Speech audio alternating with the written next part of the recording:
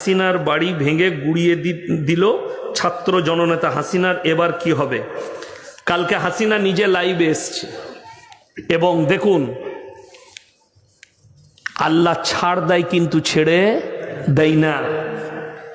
কালকে দেখলাম, আমি পুরো লাইভটা আমার কাছে আছে, আমি শুনছিলাম, গাড়িতে যেতে যেতে শুনলাম পুরোটাই।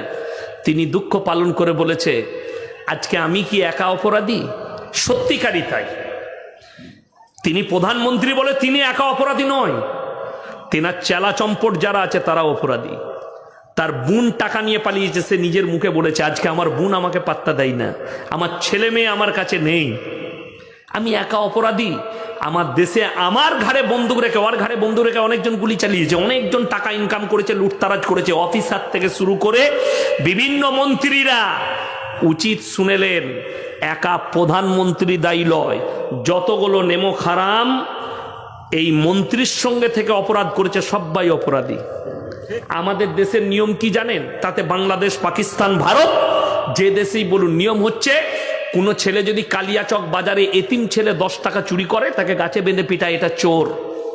আর যারা কমের কোটি কোটি টাকা লুট করছে, এতিম মিসকিনের টাকা লুটে নিচ্ছে, তাদেরকে আমরা স্টেজে ডেকে মালা পড়াই, এটা হচ্ছে সমাজসেবী।